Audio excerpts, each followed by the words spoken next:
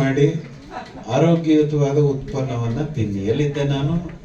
ಜಮೀನಿಗೆ ನೀವು ಬಂದಾಗ ಯಾವುದೇ ಆತುರದಲ್ಲಿ ಈ ಖೋಖೋದಲ್ಲಿ ಇದು ಮಾಡ್ತಾರಲ್ಲ, ಮುಟ್ಟು ಈಗ ನನ್ನ ಹಿಡಿ ನೋಡು ಅಂತ ಓಡ್ತಾರಲ್ಲ, ಆ ಥರ ಇರಬಾರ್ದು. ಜೀವನದಲ್ಲಿ ತುಂಬ ತಾಳ್ಮೆಯಿಂದ, ತುಂಬ ಸಹನೆಯಿಂದ ವ್ಯವಸಾಯದ ಕಲಿಸೋದೇ ಶ್ರದ್ಧೆನ ಮತ್ತೆ ತಾಳ್ಮೆನ.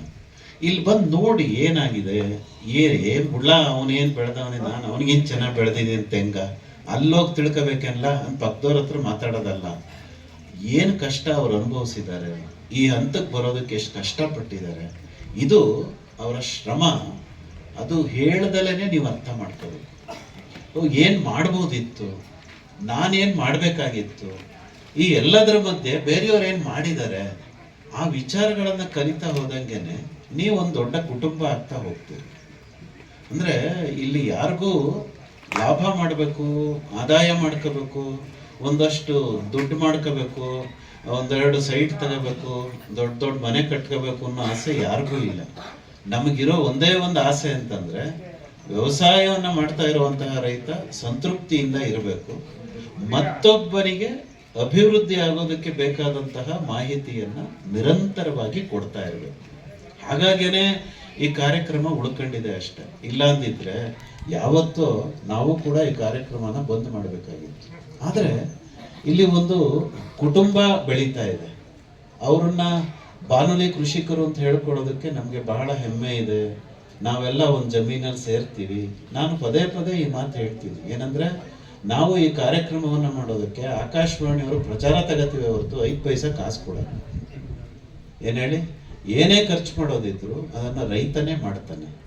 ಈಗ ಈ ಕಾರ್ಯಕ್ರಮಕ್ಕೆ ಪ್ರಾಯೋಜಕರ ಪಟ್ಟಿ ಹೆಂಗ್ ಬೆಳೀತಾ ಇದೆ ನೀವೇ ನೋಡಿ. ಒಬ್ರು ಒಬ್ರು ಒಬ್ರು ಒಬ್ರು ಸೇರ್ತಾನೆ ಇದ್ದಾರೆ. ಸರ್ ನಾವು ಸೇರ್ಕೋತೀವಿ.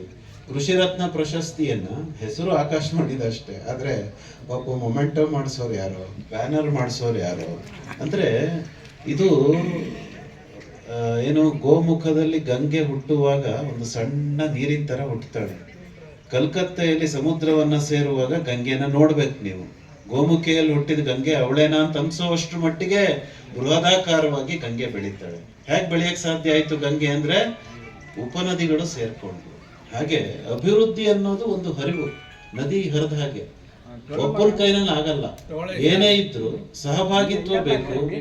ಸಹಭಾಗಿತ್ವದೊಳಗಡೆ ಜನಗಳು ಸೇರ್ಬೇಕು, ಜನಗಳಿಗೆ ಅದು ಇಷ್ಟ ಆಗ್ಬೇಕು. ಇಷ್ಟ ಆಗಿದ್ದನ್ನ ಇನ್ನೊಬ್ಬರಿಗೆ ಹೇಳಬೇಕು. ಈಗ ನಾವು ಏನ್ ಹೇಳ್ತಾ ಇದ್ದೀವಿ, ರಾಧಾಕೃಷ್ಣ ಅವ್ರಿಗೆ ಆಗ್ಲೇ ಹೇಳಿದ್ದಾರೆ, ಒಬ್ಬರೇ ಬರಬೇಡಿ ಅಂತ, ದಂಡ ಹಾಕ್ಬಿಡ್ತೀವಿ, ಒಬ್ಬರೇ ಬರಬೇಡಿ. ಸೊ ಯಾರನ್ನ ಕರ್ಕೊಂಡ್ ಬರ್ಬೇಕು? ನಿಮ್ಮ ಅಧಿಕೃತವಾದ ಪತ್ನಿಯನ್ನೇ ಕರ್ಕೊಂಡ್ ಬರ್ಬೇಕು, ಆಯ್ತಾ? ಆಮೇಲೆ ಪತ್ನಿ ಬರಲ್ಲ ಅಂದ್ರೆ ನಿಮ್ಮ ಮಕ್ಕಳನ್ನಾರು ಕರ್ಕೊಂಡ್ಬನ್ನಿ, ಇಲ್ಲ ನಿಮ್ಮ ಅಕ್ಕ ತಂಗಿಯರನ್ನಾದ್ರೂ ಕರ್ಕೊಂಡ್ಬನ್ನಿ, ನಿಮ್ಮ ತಾಯಿ ಕರ್ಕೊಂಡ್ಬನ್ನಿ. ಇದು ಒಂದು ಕುಟುಂಬ. ಕೃಷಿ ಅನ್ನೋದು ಕೌಟುಂಬಿಕವಾಗಿದ್ರಷ್ಟೇನೆ ಯಶಸ್ಸನ್ನ ಸಾಧಿಸೋದಕ್ಕೆ ಸಾಧ್ಯ ಅನ್ನೋದು ಈಗಾಗಲೇ ಗೊತ್ತಾಗೋಗಿದೆ. ಹಾಗಾಗೇನೆ ಮೈಸೂರು ಆಕಾಶವಾಣಿಯಲ್ಲಿ ನಾವು ತಂದೆ ಮಗಳು, ಅಕ್ಕ ತಮ್ಮ, ಗಂಡ ಹೆಂಡತಿ, ತುಂಬಾ ಪಾಪ್ಯುಲರ್ ಆಗಿರೋದು ಗಂಡ ಹೆಂಡತಿದೇನೆ.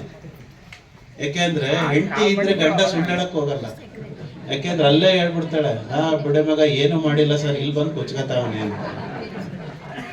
ಹಾಗಾಗಿ ಚೆಕ್ ಅಲ್ಲೇ ಇಟ್ಬಿಡ್ತೀವಿ, ಹೆಂಡತಿನ ಕರ್ಕೊಂಬನ್ನಿ ಅಂತ. ಸುಮಾರು ಜನ ಕೇಳ್ತಾರೆ, ಸರ್ ಹೆಂಡತಿ ಬೇಕಾ ಸರ್ ಅಂತ. ಹ್ಞೂ ಸರ್ ಕರ್ಕೊಂಬನ್ನಿ. ಅವಳೇನ್ ಮಾತಾಡಲ್ಲ ಸರ್ ಅಂತಾರೆ. ಪರವಾಗಿಲ್ಲ, ನಾನ್ ಮಾತಾಡಿಸ್ತೀನಿ, ಕರ್ಕೊಂಬನ್ನಿ ಅಂತ. ನೋಡಿದ್ರೆ ಗಂಡಗಿಂತ ಹೆಂಡತಿನೇ ಚೆನ್ನಾಗಿ ಮಾತಾಡ್ತಾರೆ.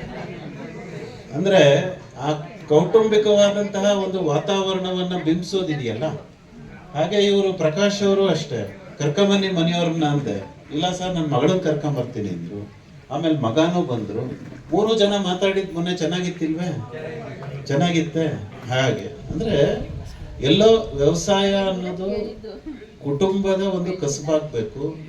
ಕುಟುಂಬದ ಸದಸ್ಯರು ಪ್ರೀತಿಯಿಂದ ಮಾಡುವಂತಹ ಕಸಬಾಗ್ಬೇಕು. ಅದಕ್ಕೆ ಪೂರಕವಾಗಿ ಮಾಧ್ಯಮಗಳು ಕೆಲಸ ಮಾಡಬೇಕು. ಎಲ್ಲದಕ್ಕಿಂತ ಹೆಚ್ಚಿಗೆ ನಮ್ಮನ್ನೇ ಗಮನಿಸ್ತಾ ಇರುವಂತಹ ನಮ್ಮ ಮಕ್ಕಳಿದಾರಲ್ಲ, ಅವರಲ್ಲಿ ಒಂದು ಆಶಾ ಭಾವನೆ ಮೂಡಬೇಕು. ಈಗ ಶಿವಣ್ಣ ಅವ್ರು ಏನ್ ಹೇಳಿದ್ರು, ಅವ್ರ ಮಕ್ಕಳನ್ನ ಇಂಜಿನಿಯರಿಂಗ್ ಓದಿಸಿದ್ದಾರೆ, ಅವ್ರ ಮಗಳು ಹೊರಕಲ್ಲಲ್ಲೇ ಕೆಲಸದಲ್ಲಿದ್ದಾಳೆ. ಆದರೆ 4-5 ವರ್ಷ ಮಾತ್ರ ಸಂಪಾದನೆ ಮಾಡಬೇಕು, ಜಮೀನನ್ನು ತಗೋಬೇಕು, ಜಮೀನಿನ ಮಧ್ಯದಲ್ಲಿ ಒಂದು ಮನೆ ಕಟ್ಕೋಬೇಕು, ಆಮೇಲೆ ನೀನು ಬೇಡ ನಿನ್ನ ಕೆಲಸನೂ ಬೇಡ ಅಂತ ಏನು ಮಾಡ್ಕೊಂಡಿರ್ಬೇಕು, ವ್ಯವಸಾಯ ಮಾಡ್ಕೊಂಡಿರ್ಬೇಕು. ಇವತ್ತು ವ್ಯವಸಾಯ ಒಂದೇ ಒಂದು ಕಸುಬಿಗೆ ಮಾತ್ರ ಭವಿಷ್ಯ ಇರೋದು. ಇನ್ಯಾವುದು ನೀರು ಮೇಲಿನ ಗುಳ್ಳೆ ಇದ್ದಂಗೆ ಆರ್ಟಿಫಿಷಿಯಲ್ ಇಂಟೆಲಿಜೆನ್ಸ್ ಬಂದಿದೆ, ಬೇಕಾದಷ್ಟು ಬಂದೋಗ್ಬಿಟ್ಟಿದೆ ಸರ್. ಏನೇ ಬಂದರೂ ಮನುಷ್ಯ ಇವತ್ತು ಅನ್ನನೇ ತಿನ್ನಬೇಕು. ಆ ದೃಷ್ಟಿಯಲ್ಲಿ ಎಲ್ಲ ದಯಮಾಡಿ ಬೇಸಾಯ ಮಾಡಿ ನಿರಂತರವಾಗಿ ನಿಮ್ಮ ಹೆಂಡತಿ, ನಿಮ್ಮ ಮಕ್ಕಳು, ನಿಮ್ಮ ಕುಟುಂಬ ಸಮೇತ ಬಾನುಲಿ ಕೃಷಿ ಬೆಳಗು ಕಾರ್ಯಕ್ರಮದಲ್ಲಿ ಭಾಗವಹಿಸಿ ಮತ್ತೆ ಬೇರೆ ಬೇರೆ ಬೇರೆ ವಿಚಾರಗಳನ್ನು ಪರಸ್ಪರ ಚರ್ಚೆ ಮಾಡಿ, ಊಟ ಮಾಡಿದ ತಕ್ಷಣ ಪ್ರಕಾಶ್ ಅವರು ಊಟ ಚೆನ್ನಾಗಿ ಹಾಕಿದ್ರು ಅಂತ ನಮ್ಮ ಅರುಣ್ ಕುಮಾರ್ ಹೇಳ್ತಾರಲ್ಲ ಹರಿಕಥೆನಲ್ಲಿ ಕೊನೆಗೆ, ಇಲ್ಲೆಲ್ಲ ಚೇರ್ ಹಾಕ್ಸಿದ್ದಾರೆ. ಮುಂಚೆ ಎಲ್ಲ ಏನ್ ಮಾಡ್ತಿದ್ರು ಹೇಳಿ, ನೆಲದ ಮೇಲೆ ಕೂರ್ಸೋರು ಅಲ್ವಾ? ನೆಲದ ಮೇಲೆ ಕೂರ್ಸಿದ್ಮೇಲೆ ಎದ್ದ ಮೇಲೆ ಏನ್ ಮಾಡ್ತಾರೆ ಹೇಳಿ ಜನ? ಏನ್ ಒದರ್ಕತ್ತಾರೆ? ಬಟ್ಟೆ ಯಾಕೆ ಒದರ್ಕತ್ತಾರೆ ಹೇಳಿ? ಅರುಣ್ ಕುಮಾರ್ ಅವ್ರು ಚೆನ್ನಾಗಿ ಹೇಳೋರು, ದಾಸರೇ ನೀವು ಹೇಳಿದ್ನೆಲ್ಲ ಇಲ್ಲೇ ಬಿಟ್ಬಿಟ್ಟು ನಮ್ಗೇನ್ ಬೇಕೋ ಅದನ್ನ ಮಾತ್ರ ನಾವು ತಗೊಂಡು ಹೋಗ್ತೀವಿ. ಆದ್ರೆ ಈಗ ಪರಿಸ್ಥಿತಿ ಇಲ್ಲ, ಎಲ್ಲ ಚೇರ್ ಮೇಲೆ ಕೂತಿದ್ದೀರಿ, ಒದರ್ಕೊಳಕ್ ಏನು ಇಲ್ಲ ಅಲ್ವೇ? ಏನಿದೆ ಅದೆಲ್ಲ ಇಲ್ಲಿ ಉಳಿಸ್ಕೊಳ್ಳಿ ತಲೆ ಒಳಗಡೆ. ಆಮೇಲೆ ಏನಪ್ಪ,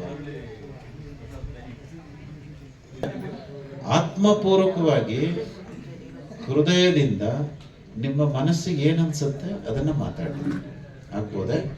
ಇಲ್ಲಿ ಬಹಳಷ್ಟು ವಿಚಾರಗಳು ಕಲಿಯೋದಕ್ಕಿದೆ, ತಿಳಿಯೋದಕ್ಕಿದೆ. ತೋಟಗಾರಿಕಾ ಮಹಾವಿದ್ಯಾಲಯದ ವಿದ್ಯಾರ್ಥಿಗಳು ಕಲಿಕೆಯ ಜೊತೆಗೆ ವಿದ್ಯೆನ ಮಾಡ್ತಾ ಇದ್ದಾರೆ. ಅವರೇ ಅಭಿವೃದ್ಧಿ ಪಡಿಸಿರುವಂತಹ ಸಸಿಗಳು, ಬೀಜಗಳು ಇದನ್ನೆಲ್ಲ ಅವರು ತಂದು ಮಾರಾಟ ಮಾಡ್ತಾ ಇದ್ದಾರೆ. ಆ ಮಕ್ಕಳಿಗೇನು ಅದರಿಂದ ಆದಾಯ ಬರಬೇಕು ಅಂತಲ್ಲ, ನಿಮ್ಮಂತ ರೈತರನ್ನ ನೋಡಬೇಕು, ರೈತರ ಜೊತೆ ಸಂಪರ್ಕವನ್ನ ಸಾಧಿಸಬೇಕು ಅನ್ನೋ ಅಷ್ಟೇ ಅವರ ಮನಸ್ಸಲ್ಲಿರೋದು. ಬಹಳಷ್ಟು ತಂತ್ರಜ್ಞಾನಗಳು ಇವತ್ತಿಲ್ಲಿ ಪ್ರದರ್ಶನ ಕೂಡ ಆಯಿತು. ಎಲ್ಲದನ್ನೂ ಕೂಡ ಮುಕ್ತವಾದ ಮನಸ್ಸಿನಲ್ಲಿ ಸ್ವೀಕರಿಸಬೇಕು. ಫಸ್ಟು ಭಗವಂತ 2 ಕಿವಿ ಕೊಟ್ಟಿದ್ದಾನೆ, ತಲೆ ಒಂದೇ ಕೊಟ್ಟಿರೋದು ಅಲ್ವಾ? ಈ ಕಡೆ ಕಿವಿಲ್ ಕೇಳಿ ಆ ಕಡೆ ಕಿವಿಲ್ ಬಿಟ್ಬಿಡೋದಲ್ಲ. ಮಧ್ಯದಲ್ಲೊಂದು ಮೆದುಳು ಅಂತಿದೆಯಲ್ಲ, ಅದ್ರೊಳಗಡೆ ಹಾಕಿ 1-2 ಸರಿ ಸುತ್ತಿಸಿದ್ರೆ ಏನಾದ್ರು ಒಂಚೂರು ತಲೆ ಒಳಗಡೆ ಹೋಗುತ್ತೆ. ಆಮೇಲೆ ಯಾವ ರೀತಿ ಆ ವಿಚಾರವನ್ನ ಜಮೀನಿನಲ್ಲಿ ಅಳವಡಿಸ್ಕೋಬೇಕು ಅನ್ನೋದು ಬರಬೇಕು. ಮತ್ತೆ ಬಹಳ ಪ್ರಧಾನವಾಗಿ ನೀವೆಲ್ಲ ಸ್ನೇಹಿತರಾಗಬೇಕು ಪರಸ್ಪರ, ಗೊತ್ತಾಯ್ತಾ? ಈಗ ಪ್ರಕಾಶ್ ಅವ್ರ ಜಮೀನಿಗೆ ಬಂದಿದ್ದೀರಿ, ಅವ್ರನ್ನ ಪರಿಚಯ ಮಾಡ್ಕೊಳ್ಳಿ. ಹಾಗೆ ನಮ್ಮ ರಾಧಾಕೃಷ್ಣ ಅವರಿದ್ದಾರೆ, ಶಿವಣ್ಣ ಅವರಿದ್ದಾರೆ ಅಲ್ವಾ? ಫಸ್ಟ್ ಹತ್ಬಿಟ್ರು ಶಿವಣ್ಣವರು ಅಲ್ವಾ? ಆಮೇಲೆ ಫುಲ್ ಚಾರ್ಜ್ ಆಗ್ಬಿಟ್ಟು ಸಖತ್ತ ಮಾತಾಡ್ಬಿಟ್ರು, ಹೌದಾ? ಹಂಗೆ ಈಗ CSRTI ಸಂಸ್ಥೆನವರು ಮುಂದಿನ ಕಾರ್ಯಕ್ರಮವನ್ನು ಬಹುತೇಕ 24 ಅಥವಾ 31 KR ನಗರದಲ್ಲಿ ನಾವು ಮಾಡ್ತಾ ಇದ್ದೇವೆ. ರೇಷ್ಮೆ ಕೃಷಿಗೆ ಸಂಬಂಧಪಟ್ಟಂತ ಸಮಗ್ರವಾದ ತಾಂತ್ರಿಕತೆಗಳು ಆ ಕಾರ್ಯಕ್ರಮದಲ್ಲಿ ನಿಮಗೆ ಸಿಗ್ತವೆ. ರೇಷ್ಮೆ ಅಂದ್ರೆ ಬರೀ ಅಷ್ಟೇನ ಅನ್ಕೋಬೇಡಿ, ಒಬ್ಬ ಒಳ್ಳೆ ಕೃಷಿಕನನ್ನು ಕೂಡ ಅದಕ್ಕೆ ಅತಿಥಿಯಾಗಿ ಕರೆದಿರ್ತೀವಿ. ಬನ್ನಿ, ಇದು ಒಂದು ರೀತಿ ನಿಮಗೆ ಫ್ಯಾಮಿಲಿ ಔಟಿಂಗ್ ತರ ಅನಿಸ್ತಾ ಇಲ್ವಾ? ಚೆನ್ನಾಗಿದೆ, ಒಳ್ಳೆ ವಿಚಾರಗಳು ಕಿವಿ ಮೇಲೆ ಬೀಳ್ತಾ ಇದೆ, ಮತ್ತೆ ಏನೋ ತಿಳ್ಕೊತಾ ಇದ್ದೀವಿ, ಏನೋ ಒಂದು ಖುಷಿ ಆಗ್ತಾ ಇದೆ. ಏನಪ್ಪ ಇಷ್ಟೊಂದು ಜನ ಇದಾರಲ್ವಾ ವ್ಯವಸಾಯನ ಇಷ್ಟಪಡೋರು, ವ್ಯವಸಾಯವನ್ನ ಪ್ರೀತಿಸೋರು, ವ್ಯವಸಾಯದ ಬಗ್ಗೆ ಒಳ್ಳೆ ಮಾತಾಡುವಂಥವ್ರು ಇಷ್ಟೊಂದು ಇದೆಯಲ್ಲ ಅಂತ ಹೇಳಿ ನಿಧಾನವಾಗಿ ನಿಮ್ಮ ಮಕ್ಕಳನ್ನ ಕರ್ಕೊಂಬನ್ನಿ. ಯಾಕೆಂದ್ರೆ ನಮಗೆಲ್ಲ ವಯಸ್ಸಾಗೋಯ್ತು ಅಲ್ವಾ, ಎಕ್ಸ್ಪೈರಿ ಮುಗಿದ್ಬಿಟ್ಟಿದೆ, ಇನ್ನೇನಿದ್ರು ಗ್ರೇಸ್ ಪೀರಿಯಡ್ ಅಲ್ಲಿ ಇದೀವಿ ನಾವೆಲ್ಲ, ಹೌದಲ್ವಾ? ಇನ್ನು ವ್ಯವಸಾಯವನ್ನ ಮುಂದುವರಿಸಬೇಕಾದವ್ರು ಯಾರು ಅಂತಂದ್ರೆ ಮಕ್ಕಳು. ಆ ಮಕ್ಕಳುಗಳು ಇವತ್ತು ವ್ಯವಸಾಯ ಮಾಡೋದಕ್ಕೆ ಇಷ್ಟಪಡ್ತಾ ಇಲ್ಲ. ಅದಕ್ಕಿರೋ 2 ಕಾರಣ ಅಂದ್ರೆ, ಒಂದು ನಮ್ಮ ವರ್ಷ ಆಗ್ಲೇ ಹೇಳೋದೆ ಹುಡುಗಿ ಸಿಗ್ತಾ ಇಲ್ಲ ಅಂತ ಅಲ್ವಾ? ಮತ್ತೆ 2ನೇದು ವ್ಯವಸಾಯ ಗೌರವಯುತವಾದ ಕಸುಬು ಅಂತ ಅವ್ರಿಗೆ ಅನ್ನಿಸ್ಲಿಲ್ಲ. ಇದು ರೆಸ್ಪೆಕ್ಟಬಲ್ ಜಾಬ್ ಅಂತ ಯಾವ ಯುವಕನು ಕೂಡ ಹೇಳಲ್ಲ. ಯಾಕೆಂದ್ರೆ ಅವ್ರು ನಿಮ್ಮನ್ನು ನೋಡ್ತಾನೆ. ನೀವು ಒಳ್ಳೆ ಮಾತಾಡಿದ್ರೆ ವ್ಯವಸಾಯದ ಬಗ್ಗೆ ಅವನ ಮನಸ್ಸಲ್ಲೂ ಒಳ್ಳೆ ವಿಚಾರ ಹುಟ್ಟುತ್ತೆ. ಆದ್ರೆ ನೀವೇ ವ್ಯವಸಾಯದ ಬಗ್ಗೆ ಒಳ್ಳೇದು ಮಾತಾಡದಲ್ಲೇ ಮಕ್ಕಳನ್ನ ಬಂದು ವ್ಯವಸಾಯ ಮಾಡು ಅಂದ್ರೆ ನೀನೇ ಮಾಡ್ಕೋ ಅಂತ ಹೇಳ್ತಾನೆ. ಆ ದೃಷ್ಟಿಯಲ್ಲಿ ಬಹುತೇಕ ಬಹಳಷ್ಟು ವಿಚಾರಗಳನ್ನ ಕೇಳಿದಿರಿ. ಇನ್ನೇನಿದ್ರು ಹೊಟ್ಟೆಗೆ ಕೆಲಸ ಕೊಡೋಣ ಅಲ್ವಾ? ಒಳ್ಳೆ ಊಟ ಮಾಡಿಸಿದ್ದಾರೆ ಪ್ರಕಾಶ್ ಅವರು. ಚೆನ್ನಾಗಿ ಊಟ ಮಾಡಿ ನಮ್ಮ ಸಾಹೇಬರು ರಮೇಶ್ ಕೆಸ್ತೂರ್ ಅವರು ಭಾಳ ಅದ್ಭುತವಾಗಿ ಮಾತಾಡಿದರು. ಅವರು ಒಬ್ಬ ಒಳ್ಳೆಯ ರೈತ, ತಂತ್ರಜ್ಞಾನಿ ಅನ್ನೋದಕ್ಕಿಂತ ಒಬ್ಬ ಒಳ್ಳೆಯ ರೈತ ಅಂತಲೇ ನಾನು ಹೇಳಕ್ಕೆ ಇಷ್ಟಪಡ್ತೀನಿ. ಯಾಕೆಂದರೆ ಅವರು ಒಂದು ಇಂಜಿನಿಯರಿಂಗ್ ಕಾಲೇಜಲ್ಲಿ ಪ್ರೊಫೆಸರ್ ಆಗಿ ಕೆಲಸ ಮಾಡ್ತಾ ಇದ್ದಾರೆ. ಅವರು ಓದಿರೋ ತಂತ್ರಜ್ಞಾನವನ್ನು ಜಮೀನಿನಲ್ಲಿ ಅಳವಡಿಸ್ಕೊಳ್ಳೋ ಪ್ರಯತ್ನ ಮಾಡಿದ್ದಾರೆ. ಕೇಳಿದ್ರಿ ಅಲ್ವಾ, ಏನು ಅನ್ನಿಸ್ತು ನಿಮಗೆ? ನೆಕ್ಸ್ಟು ಅಲ್ಲಿ ಹೋಗಬೇಕು. ಏನು ಅಳವಡಿಸ್ಕೊತೀರ? ಅವ್ರು ಹೇಳಿದ್ರಲ್ಲಿ ಏನೂ ಸಿಕ್ಕಿಲ್ಲ ನಿಮಗೆ. ನೀವು ಅವರ ಜಮೀನಿಗೆ ಹೋಗಬೇಕು. ಅವರು ಏನು ಮಾಡಿದ್ದಾರೆ ಅವ್ರ ಜೊತೆ ಅಲ್ಲೇ ನೋಡಬೇಕು. ಅವ್ರು ಹೇಳಿದ್ರು ಡ್ರೋನ್ ಟೆಕ್ನಾಲಜಿ, ನಾವು ಮಾತ್ರ ಬೆಳೆಯೋದು, ಆ ಡ್ರೋನ್ ಮೂಲಕ ಎಷ್ಟು ಮಾವಿನ ಹಣ್ಣಿನ ಇಳುವರಿ ಇದೆ ಅನ್ನೋದನ್ನ ತಿಳ್ಕೊಳ್ಳೋದು ಹೇಗೆ ಅಲ್ವಾ? ಇದೊಂದು ಸರಳವಾದ ತಾಂತ್ರಿಕತೆ. ಈಗ ನೀವು ಮಾವು ಬೆಳೆದವ್ರು ಏನು ಮಾಡ್ತೀರಿ? ಯಾರೋ ಒಬ್ಬ ಬರ್ತಾನೆ, ಅಣ್ಣ ಇದು ಇಷ್ಟೇ ಬರೋದು, ಇಷ್ಟಕ್ಕೆ ಇದು ಮಾರಾಟ ಆಗೋದು, 1.25 ಲಕ್ಷ ಗುತ್ತಿಗೆ ಕೊಟ್ಬಿಡಿ ಅಂತಾನೆ. ನಿಮಗೂ ಸಾಕಾಗಿ ಹೋಗಿದೆ, ತಗೋಗಪ್ಪ ಅಂತ ಬಿಟ್ಬಿಡ್ತೀರಿ. ಆದರೆ ಅವ್ರ ಸಾಹೇಬರು ಒಳ್ಳೆ ಟೆಕ್ನಾಲಜಿ ಕಂಡು ಹಿಡಿದಿದ್ದಾರೆ. ನೀವು ಹೇಳ್ಬೋದಲ್ಲ, ಡ್ರೋನಲ್ಲಿ ತಿಳ್ಕೊಂಬಿಟ್ಟು 1.25 ಲಕ್ಷ ಮಾವಿನ ಹಣ್ಣು ಬರ್ತವೆ, 5 ರೂಪಾಯಿಗೆ ಮಾರಿದ್ರು ಎಷ್ಟಾಯ್ತು? 1.25 ಲಕ್ಷ ಇಂಟು 5, ಮಿನಿಮಮ್ ಅಷ್ಟು ದುಡ್ಡು ಬರಬೇಕು ಅಂತ ಹೇಳಿದ್ರೆ ಅವ್ನಿಗೆ ಆಶ್ಚರ್ಯ ಆಗುತ್ತೆ. ಅಣ್ಣ ಹೆಂಗೆ ತಿಳ್ಕೊಂಡಣ ನೀನು ಅಂತ. ಅವಾಗ ನೀವು ರಮೇಶ್ ಕೆಸ್ತೂರ್ ಹೆಸರು ಹೇಳ್ಬೋದು. ಅಲ್ಲಿ ಬಂದಿದ್ರು ಡ್ರೋನ್ ಕಂಡು ಹಿಡಿದವ್ರೆ, ನಾನು ಡ್ರೋನ್ ಬಿಟ್ಟು ತಿಳ್ಕೊಂಡಿದ್ದೀನಿ ಅಂತ. ಅಂದರೆ ಕೃತಕ ಬುದ್ಧಿಮತ್ತೆ ಅಂತಂದರೆ ಏನೋ ಅಂತ ಭಾವಿಸ್ಬೇಡಿ. ಯಾರೋ ದೊಡ್ಡ ತಂತ್ರಜ್ಞಾನಿಗಳು, ದೊಡ್ಡ ವಿಜ್ಞಾನಿಗಳು ತಿಳ್ಕೊಂಡು ಮಾಡೋವಂಥದ್ದು ಅಂತಲ್ಲ. ನಿಮ್ಮ ಮಕ್ಕಳು ಕೈಯಲ್ಲಿ ಮೊಬೈಲ್ ಇಟ್ಕೊಂಡು ಕೂಡ ಮಾಡ್ಬೋದು. ಸೊ ಆ ಒಂದು ಆಶಾವಾದವನ್ನು ಮಕ್ಕಳಲ್ಲಿ ಮೂಡಿಸಿ, ಮಕ್ಕಳಿಗೆ ಇದು ವ್ಯವಸಾಯ ಮಾಡೋದ್ರಿಂದ ನಾನು ಆದಾಯ ಮಾಡ್ಬೋದು ಅಂತ. ಶಿವಣ್ಣವ್ರು ಏನು ಹೇಳಿದ್ರು? ಬೇಡ ಅಂತ ಬಿಟ್ಟಿದ್ದೀನಿ ದುಡ್ಡನ್ನ ಅಂತ. ನಾವು ಮಾತಾಡ್ಕೊತಾ ಇದ್ವಿ, ನಾನು ಜಾಯ್ಸಿರಣಿ, ನಮಗಿನ್ ಜಾಸ್ತಿ ಸಂಪಾದನೆ ಮಾಡ್ತಾ ಇದ್ದಾರೆ ಶಿವಣ್ಣವರು. ಹಾಗಾಗಿ ನಾವು ಶಿವಣ್ಣವ್ರ ಹತ್ರ ಕೆಲ್ಸಕ್ಕೆ ಸೇರ್ಕೋಬೋದು, ಆಕಾಶವಾಣಿ ಕೆಲಸ ಬಿಟ್ಬಿಟ್ರು. ಆ ಪರಿಸ್ಥಿತಿನಲ್ಲಿ ಶಿವಣ್ಣವ್ರು ಇದ್ದಾರೆ. ಅಥವಾ ಅವರ ಪರಿಶ್ರಮದ ಫಲ ಬಿಡಿ, ನಾವೇನು ಅದಕ್ಕೆ ಮಾಡಿಲ್ಲ. ನಮ್ಮ ಬಗ್ಗೆ ಸುಮ್ಮನೆ ಹೇಳ್ತಾರೆ ಅವರು. ಆಕಾಶವಾಣಿಯವರು ಹೇಳಿದ್ರು ಆಕಾಶವಾಣಿಯಿಂದ ಮಾಡಿದ್ವಿ ಅಂತ. ಏಕೆಂದರೆ ಅವರ ಒಳ್ಳೆತನ ಅಷ್ಟೆ. ಆದರೆ ಮಾಡಿದ್ಯಾರು? ಶಿವಣ್ಣವ್ರೆ. ನಾವೇನು ಮಾಡಲಿಲ್ಲ. ನಾವು ಎರೆಹುಳ ಸಾಕಲಿಲ್ಲ, ಗೊಬ್ಬರ